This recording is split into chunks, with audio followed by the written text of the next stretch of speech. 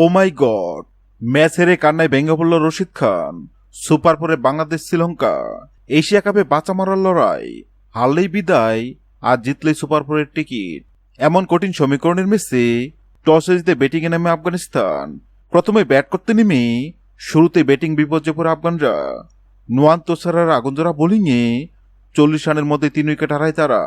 তবে শেষ দিকে রশিদ খান ও নবীর ব্যাটে ভর করে 20 ওভারে 8 উইকেট হারিয়ে 169 রান তুলে আফগানিস্তান। নবী খেলেন অবিশ্বাস্য 22 বলে অপরাজিত 60 রানের ইনিংস। তবে এই সংগ্রহ শেষ পর্যন্ত যথেষ্ট হয়নি। শ্রীলঙ্কার ব্যাটারদের দাপটের সামনে অসহায় পড়ে আফগান বোলাররা। কৌশল মেন্ডিসের ব্যাটে ভর করে 6 উইকেট হাতে রেখে জয় পায় লঙ্কানরা। ফলে আফগানিস্তানের বিদায় নিশ্চিত হয় আর বাংলাদেশ ও শ্রীলঙ্কা জায়গা করে নেয় এশিয়া কাপের সুপার ফোরে। ম্যাচ শেষে হতাশায় কান্নায় ভেঙে পড়েন আফগান অধিনায়ক রশিদ খান। চোখের জল ভেসে যায় আফগানদের সুপার ফোরের স্বপ্ন। হ্যাঁ দর্শক, যদি ভিডিওটি ভালো লাগে লাইক দিবেন এবং সাবস্ক্রাইব আমাদের চ্যানেলের সঙ্গে থাকবেন। ভিডিওটি দেখার জন্য আপনাকে অসংখ্য ধন্যবাদ।